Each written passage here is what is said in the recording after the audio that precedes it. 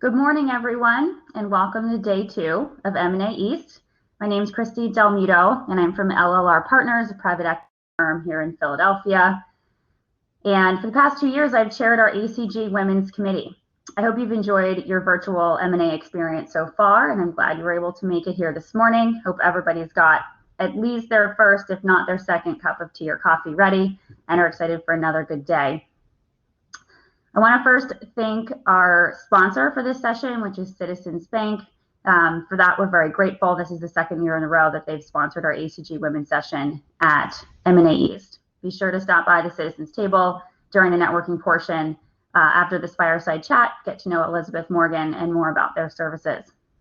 So today we're excited to have Jennifer Openshaw here to talk to us about elevating women and girls in finance. She'll be interviewed by Julie DeLuca, who's the Vice President of Sales at Vervent, which is a global financial service provider with extensive expertise in loan, lease, and backup servicing, as well as call center services that handle payments and customer support for non-financial clients.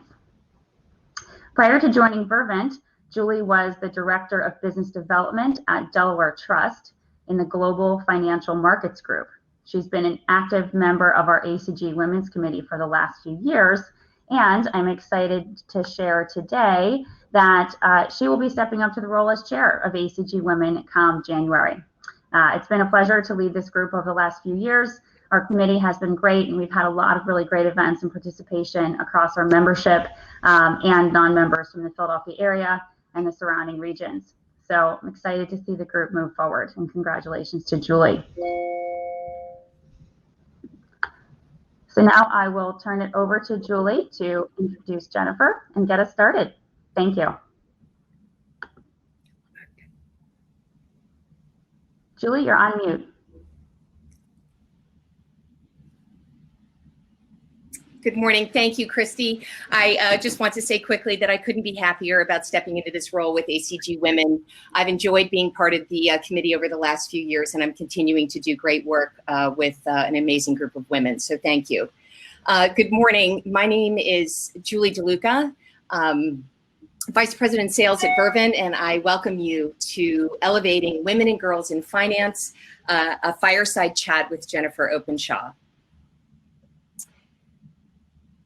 Called one of the most outspoken proponents for empowering women, Jennifer is the CEO of Girls with Impact and a nationally known financial expert, author, and Dow Jones columnist. With a focus on helping people do the extraordinary, she's been a fixture in the media, from Oprah and Dr. Phil to CNN and CNBC. A one-time motel maid at 14, Jennifer is best known for serving as CEO and founder of Women's Financial Network, the first financial services company by women, for which she was named one of the internet's 25 rising stars. She has held top roles in the financial industry, including JP Morgan Chase, and head of the Financial Women's Association, served as advisor and national spokeswoman for Microsoft Money. She is the author of 3 books, including The Millionaire Zone, 7 Steps to a 7-Figure Fortune, and host of her own public television show after her first book, What's Your Net Worth? Please welcome Jennifer Openshaw.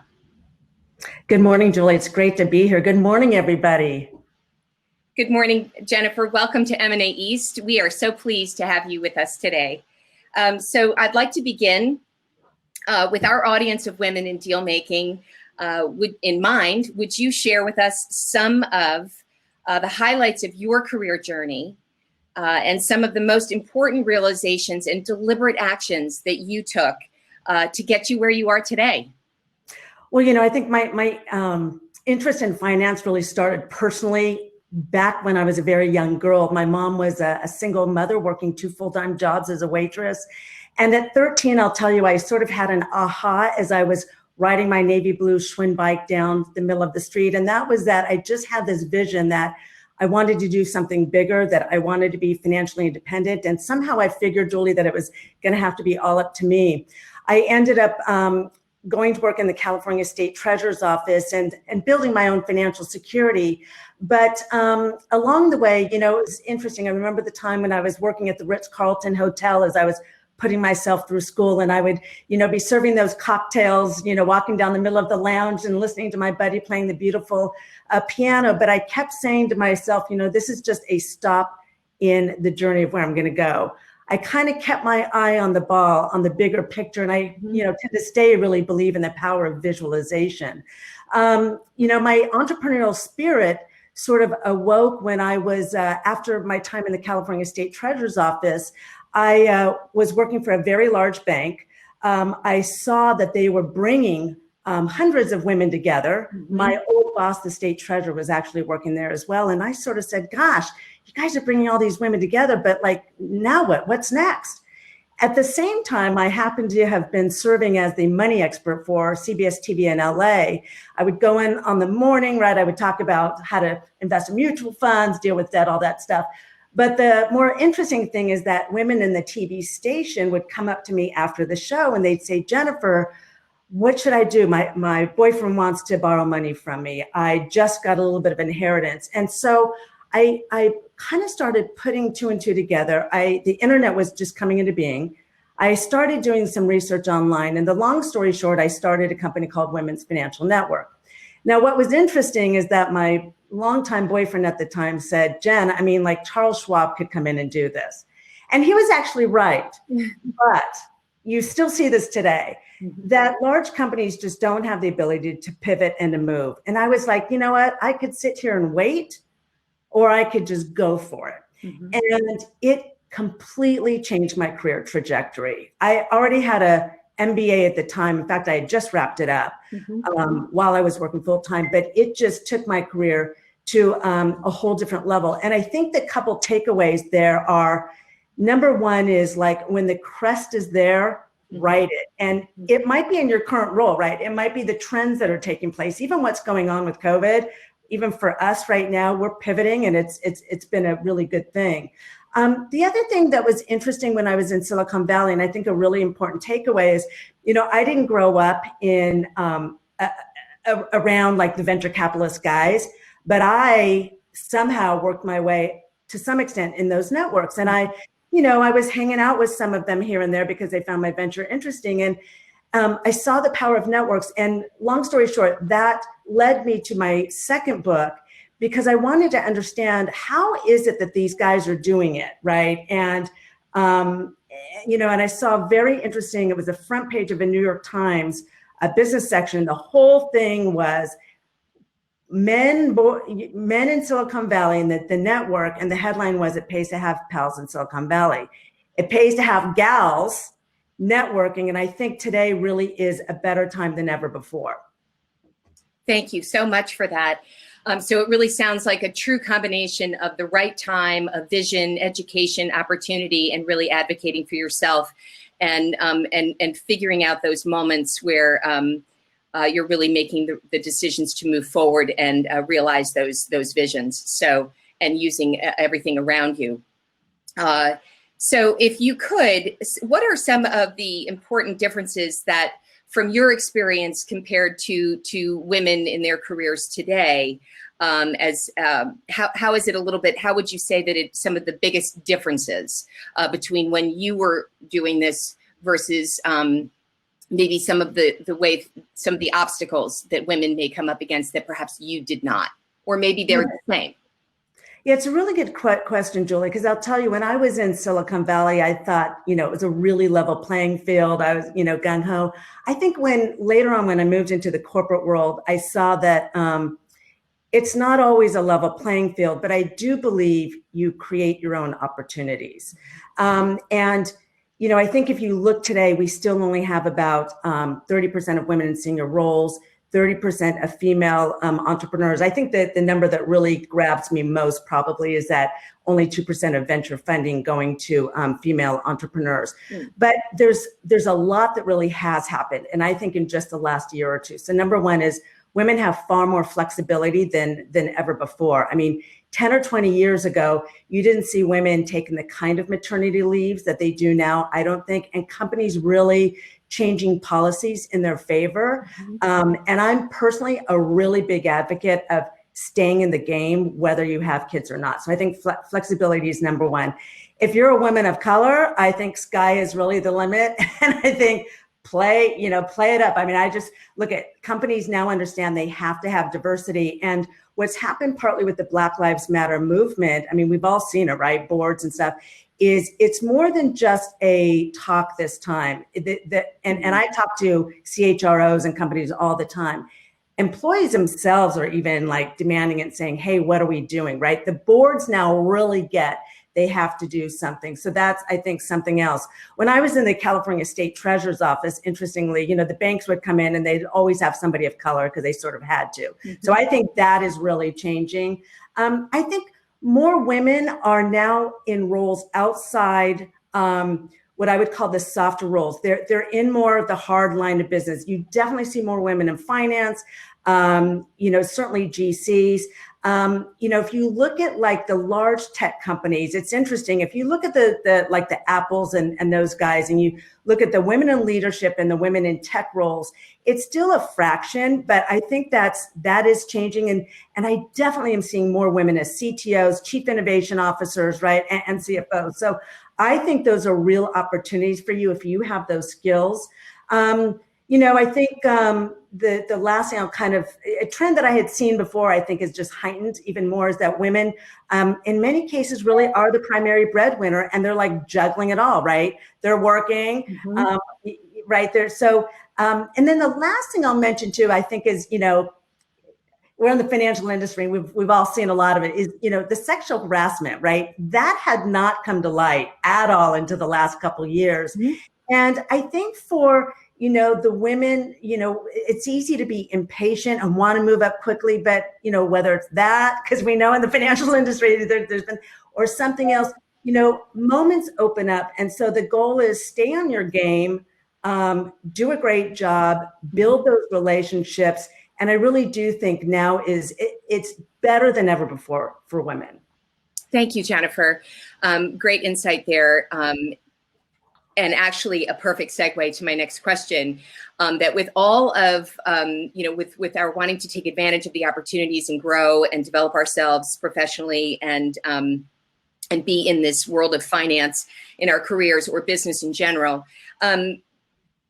we all know that we have that balance to the ongoing battle to balance or achieve a balance between working, and particularly now, even more so, where there are less boundaries between home and the office. So aside from balancing work from home with managing children for those who are parents, what challenges do you see that today's remote work environment are presenting for women, and what advice would you give to help address those challenges, and then actually even more importantly, how to take those challenges and turn them into opportunities in this remote work environment with everything that's going on around all of us during the workday? And, I've got a number of women on my team, and it's interesting because one of them, who's one of my leaders, she's working full time. She's got 4 kids. The husband's working, but she made the point that, the husband is still expecting her to, whatever it is, make lunch for the kids, grab him a drink when he needs something. Honey, can you do this? There's a little part of me that says, in many cases, we kind of created that ourselves because we picked it up from our moms, by the way, so I see it in my old house. But, I think in that situation, it's incumbent upon us to ask our partner to step in, and we forget to do that, but really simply saying, honey, tonight I need you to do this, or I'm going to take off and do that. You need to, Saturday, the whole morning, I'm going to a conference and offsite. You need to do this. And the guys they'll step up to it. But if we don't ask, they're not going to do it. I think on the work front with the whole remote environment, and by the way, we've always been remote. So when COVID hit for Girls with Impact, Youth with Impact, nothing changed at all. But I think it's even more incumbent upon us to not just be relevant to our coworkers, but really turbocharge it. I mean, turbocharge it. Okay. So what I might be by that is be super proactive. The example would be, let's say you've got online meetings that you're doing, set the agenda. connect with senior people and ask or suggest, hey, do we want to, what else? Here's what I'm thinking we want to get out of this call. Is there anything else you want to get out of it, right? And get nice way of engaging with them. Don't rely just on email. Drives me crazy because I'm a believer that relationships still matter.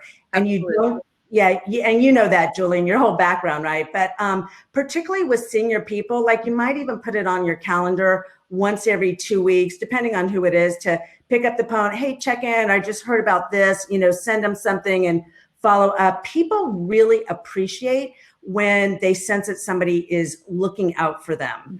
The last thing I would leave with you is something that was a good piece of advice. I used to work earlier in my career after the treasurer's office for Wilshire Associates. They're a big pension advisor.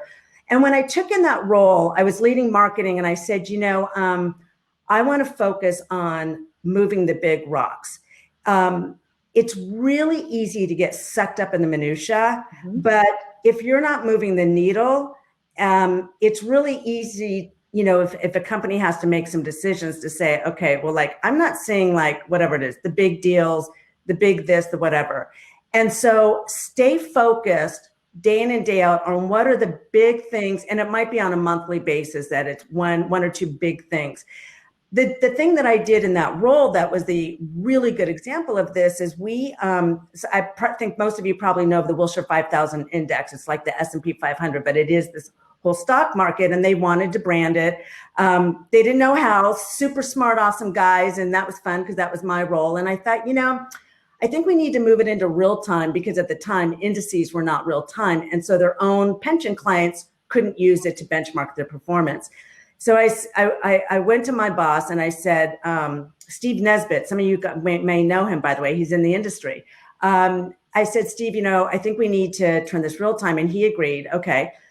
And under my breath, I said, the big kill here, is if I can get like a CNBC to use this index, I'm done. Like I've gotten them millions of dollars worth and like everybody else will pick it up and that's it. And I had a contact there. And the bottom line is that made my case, like, how can you guys, this is the market, blah, blah, blah. And I got a deal in writing that they were going to use the index daily in the program and we paid nothing. Even years later, the CEO of Wilshire remembered that. Like he would be like, Jen, I'm on my treadmill and I see the index up there. That's what I mean, like a big win, right? It doesn't have to be that big, but that's a really good example. And I'm also a really big believer and kind of have always done this is I'm always thinking, I think this will apply for everybody. It's like, what are the leapfrog moves that I can make? Whether it's depends on your role, but it doesn't matter if you're in HR or marketing or whatever. What's the kind of big move strategy that's going to get us from here to a better place rather than a bunch of little moves that suck up more time or whatever? And then who do I need to bring to the table? Because I actually think that people have a better shot at making those big moves happen than they think. So those, I think that those would be my big pieces of advice in this stay connected and close to both people below you, but particularly those above you. So I just want to comment on that because I think that the advice that you gave there earlier on specifically not getting lost in the day-to-day, but I mean, some of those things have to be done, but to never lose sight of the bigger picture and all those small things that we do every day may contribute to that, but to never lose sight of the long-term or the long-term goals. So thank you for that. So I'd like to move to a specific topic that we've all spoken about, heard many women talk about, and to know what they are worth, and to really understand what people are earning around you, or and typically men are better at talking about compensation. So what are some of the strategies for women to have trusted conversations about compensation? Well, I think first off, I don't think it's that hard to ballpark what you're worth. And even at certain times of my career, I'm going to get to some strategies, but just talking about, okay, if I can't get information from other people, how would I really ballpark what I'm worth? I kind of like look at the bottom line, and I have a sense maybe of what, let's say I'm in a marketing role or a sales role. I might have picked up some information of what other people are earning in a base or something. I can also look at the bottom line impact that I'm bringing, whether it's the business, or let's say you're in a branding or a marketing role, and you're generating brand awareness that's not advertising, but you're still, that's like $1 worth. I have actually put at times in my career, because I know I'm bringing value, I actually took the free PR and put a value around that. So those are some ways, but I really think that, all women in this room have relationships with guys, buds who are in the industry. Mm-hmm. Like, there is no reason that you really can't get some information, whether they're going to have a sense from their own firms, or that you build a relationship with somebody senior in your firm. I really think that men, and particularly if they have daughters, I think we see that more. They, I think, can enjoy taking on a woman and seeing her be successful. So I would not be afraid to be building a relationship with somebody who's at a senior role, or to ask them, somebody like that in a different company, right? I mean, I would pick up the phone. Hey, I'm either I'm in this company, or I'm thinking about this, or I want to ask to be moved up into this role at my company. Can you give me a sense of how that comp is structured? Mm-hmm. Has it changed given COVID, et cetera? I see no reason at all to be doing that. Now, an interesting example is, I think it's very easy, and I see this myself with, young people at different levels. When I was starting out, like, I was making coffee. My first internship, I was in a file room for, I don't know if you remember the talk show, Our Magazine, for 8 hours a day. Okay. I don't know that people expect doing that, but hey, I paid my dues. Right. But how a company engages you and the level you're at right now, I think is really important to pay attention to. Because if a company is treating you well, mm-hmm. and your stakeholders and your team, their integrity, you're working well together, I would think twice about going elsewhere. And by the way, I've advised this to people all along. It's easy to think, oh, the grass is greener. But number one is, you don't know who you're going to there. You don't know if some crisis could happen tomorrow that, you might be out, where if you were in your current role where everybody, you're in a safer place. Mm-hmm. You don't know what you're in for. So, you want to be careful.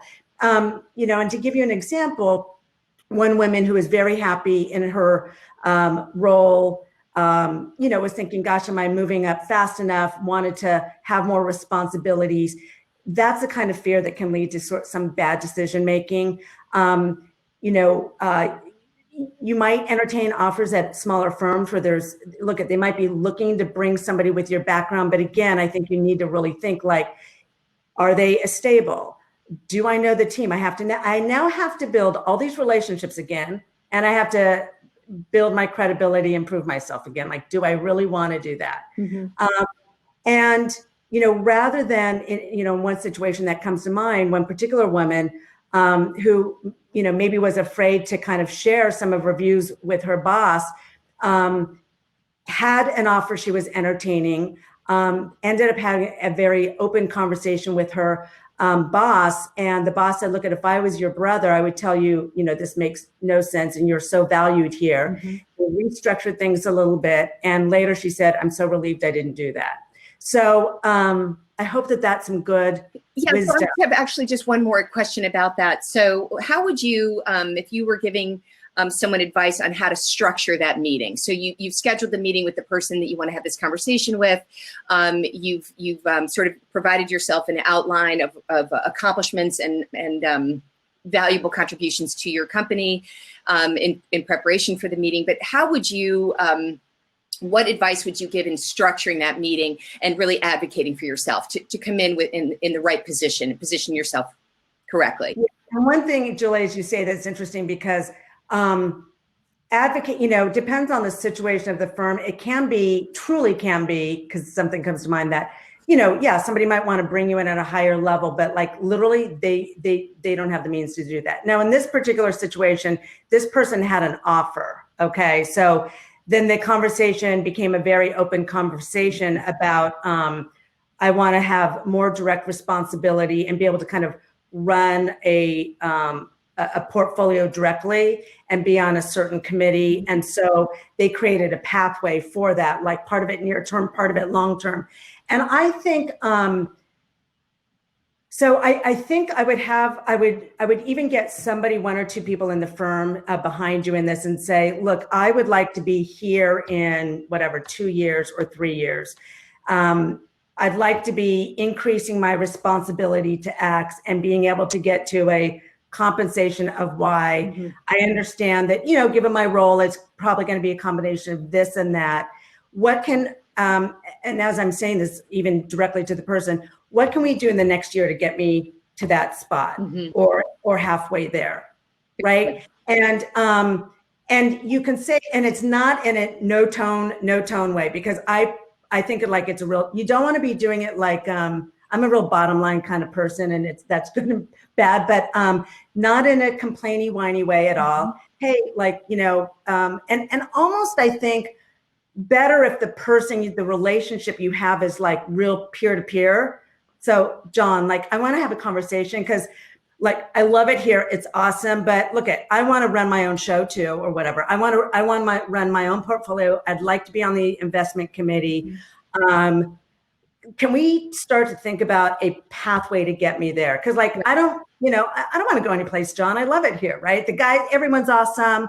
But, it might be, John, if someone moves, I want to be prepped to go right into that slot, right? It might be, can I take something else on in the next year? John, can you think about that? And could we maybe come back in like a couple weeks? And John, maybe you want to talk to so-and-so who maybe you've already sat down with. And yeah, very, very helpul. So it's really like, you don't want to, that tone is super friendly. You're not putting, and you gotta, and this is going to get to the last piece of advice. So actually, I'm not going to, I'm going to hold that. And then we'll go into it. Excellent. So, so before we go to that piece of advice, I do want to, because I think it's appropriate, to recall a quick story. So before we get into Girls with Impact specifically, and I think it's perfect as a follow to what you were just speaking about.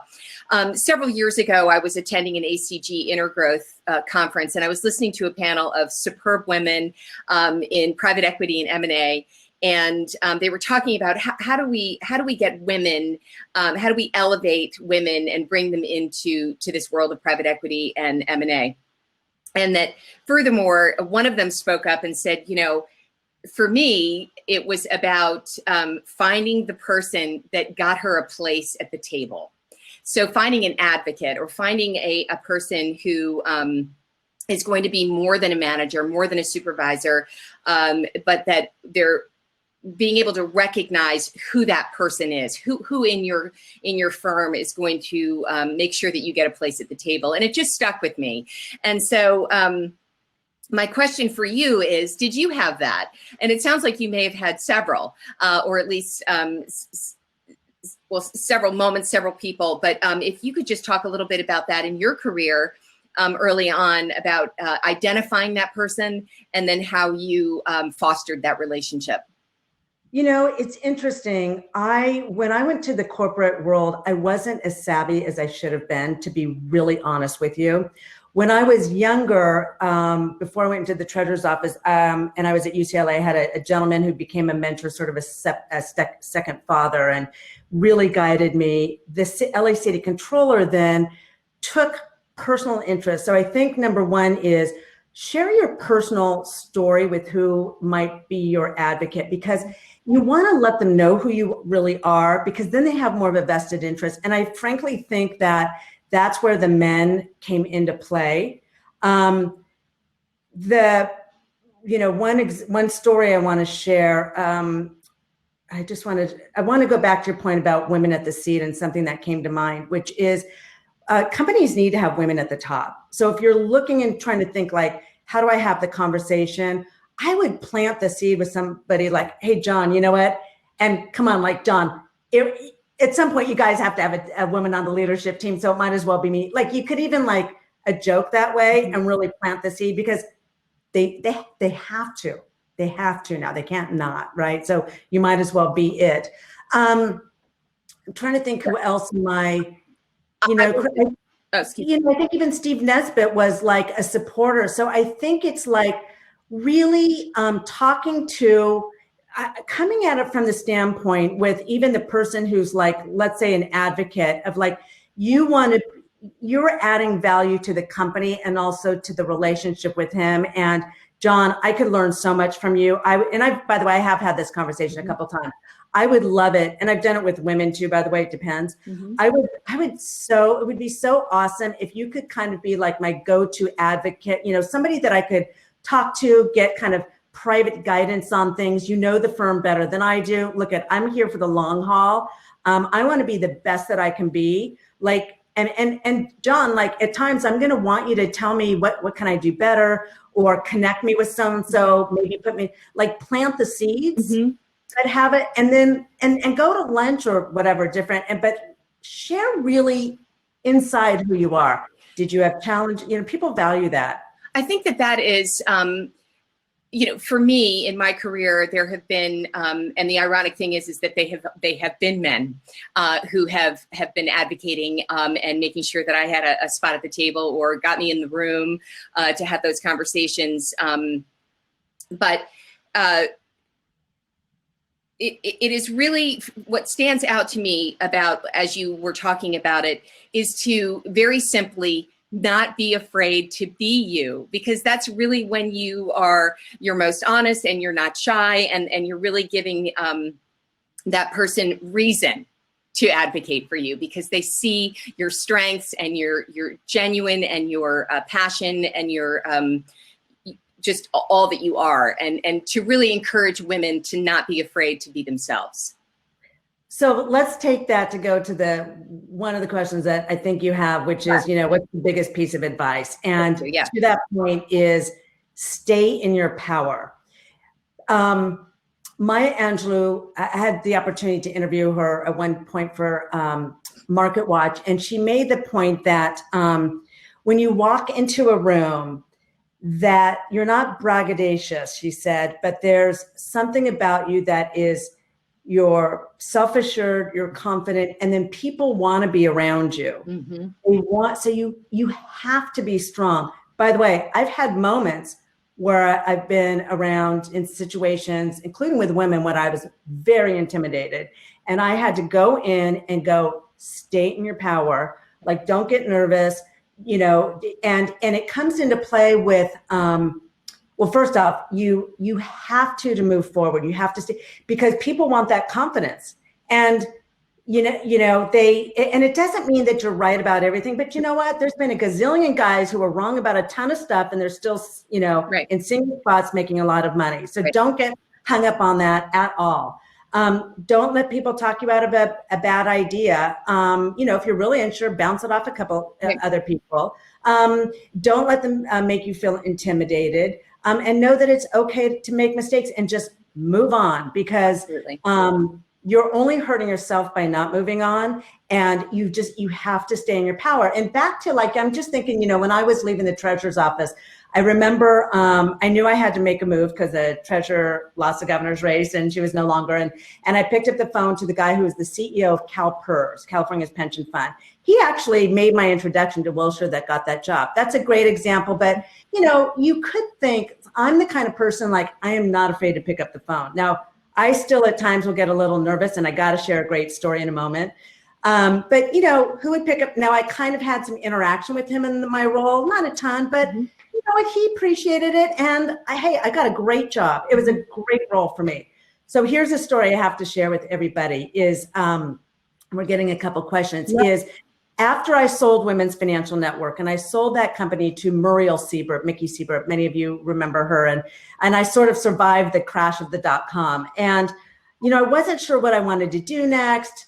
I kind of thought I would start something again, but I didn't have the next what. And so I thought, okay, I'll go work in the corporate world again. and maybe like in a marketing role or something. And I sent out some fairly cold emails. And one of them was to Jamie Dimon. I got a meeting with Jamie Dimon when he was the CEO of Bank One. And I remember being on the executive suite, and the secretary says, "Oh, he'll be with you in a moment." And I'm sitting here just going like, I cannot believe I've pulled this off. Okay, now he's a rare guy, and he's at times, and he had seen us out there, and he likes, I think, values boldness and stuff. And I just think there are places to be bold, but just be in your power. Now, the one thing I do want to add about that meeting that I also think made a big difference, and I've seen this when I was running Women's Financial Network, and we were looking to hire a lead, like a COO. I remember somebody who was a bank exec, and she came to our meeting with like a piece of paper on, I don't know, how she would approach the role or whatever. When I went and met with him, I had a memo, and I said to him in the email, I had some ideas about ways to grow the business. I brought ideas in a memo. There is just no reason, if you're up for a role, or you want something, sketch it out. It's so much more impressive. It shows, and it come on, it doesn't take you long. You know this stuff. Right. Thank you very much. So we just have a few minutes. I want to be able to get to our questions, but I also want to be sure, very much so, want to talk about Girls with Impact just in these last few minutes. So Girls with Impact, I'd like to tell our audience, Girls with Impact is the nation's only mini MBA program for young women. Jennifer, would you share with us why you started the organization, how you took it from idea to reality, who helped you along the way? And then I think really, if you could share with us, if we have a moment or two at the end, some success stories about the women that have the young graduates and their lives going forward, and what's inspired you about those graduates. Well, I went to some really bad schools when I was young, and so I think that always sat with me. But to keep it fairly brief, I was at the World Economic Forum about 5 years ago. I was working for Mercer as the CMO and partner for a research platform called When Women Thrive. Like when women thrive, businesses thrive. We had this big breakfast, but beyond that breakfast, the topic of women really lit up the social media sphere. Really the Coke's CEO was and Christine Lagarde and everybody. And truth is, I had built a lot of this literally 15 years before, and I had put it on the shelf, but not for girls only. And I sort of had an aha. I thought, you know what? We can wait another 100 years or so to try to move women up and have them be entrepreneurs and driving innovation, which we need, and jobs, or we can better train the next generation. And I just felt like, you know what, because I'd done enough of this, there's no reason we can't train people better. The schools are limited in what they can do.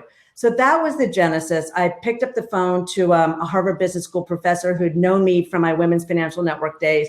Said, "What do you think of this, Linda?" She liked it. I pulled in from Mercer a guy who was the guy who did the branding for the When Women Thrive. And I was like, "Hey, Ben, would you do the branding for this?" And it made all the difference. Yep. I said to myself, though, this time I'm not going to start this without some funding, because I had already put in building it, the prior version, 50,000 cold cash, and my time. And so I got a local foundation, Women and Girls, and we happened to hit on, now I only had a pitch deck at this point. We hit on all the 5 pillars they cared about: entrepreneurship, women, girls, financial security, et cetera. And they kind of said they were going to come in with 25. And so I got my pilot going as I was kind of working that. I put 5 girls through, and then I got another 25 to match that. And that was kind of the beginning. I didn't take a salary for 4 years, and I barely take a salary. But the stories are that, one of those girls who was in that pilot class, it's a really good example. She, so these are high school girls. And the reason for high school is that it's early enough to give them a radical leg up. And actually, one piece of data that I want to share with everybody that's really interesting from our own report is that if you look at college venture competitions, and I think everybody here knows what those are. So we got some data from UConn. Of the 1,000 participants over 5 years, 22% of them are women. Okay, no surprise. But 51% of the founding teams had a woman on the founding teams, and 35% of the first place ranked teams had a female CEO. So it really just underscores like women have huge potential, but they need to get in it earlier. So this one woman, for example, Jody, had an idea before its time. She heard her classmates talking about, gosh, what if my parents are going to be deported? This is just, 3 years ago, I guess, 3.5. And so she goes through our academy, which is a 10-week idea to business plan and venture pitch.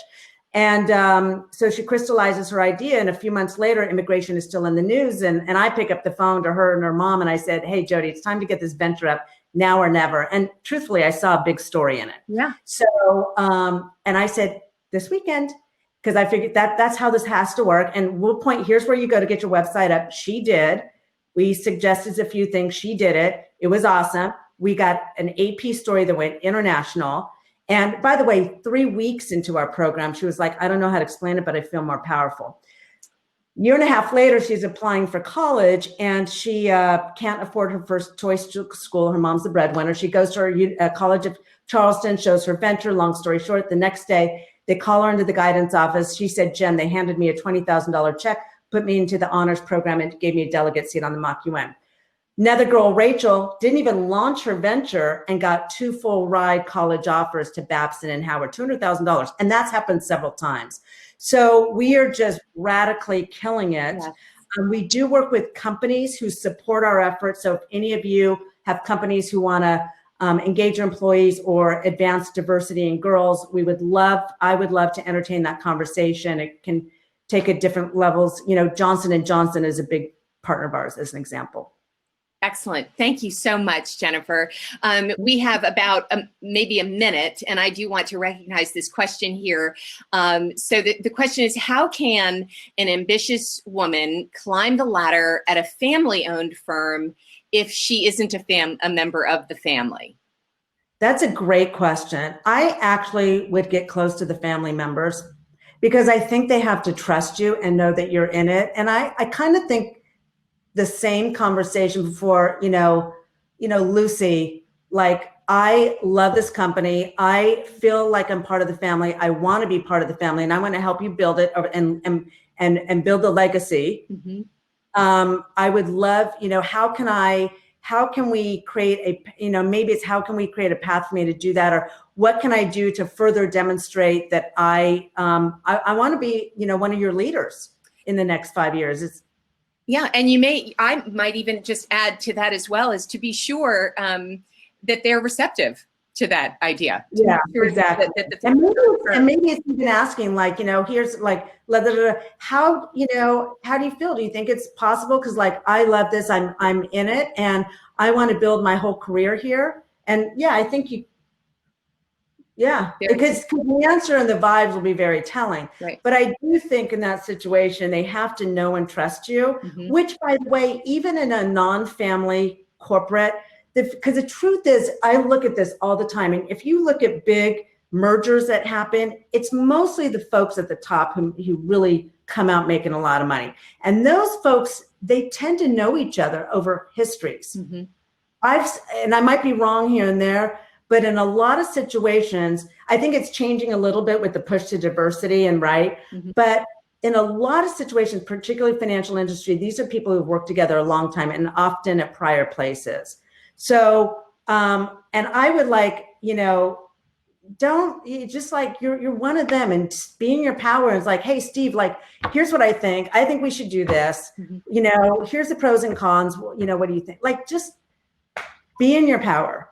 Very good. A great ending, to be in your power. Thank you so much, Jennifer, for being with us today at M&A East. I'd like to introduce Elizabeth Morgan with Citizens Financial Group, and I'll turn it over to her now. Again, thank you all so much.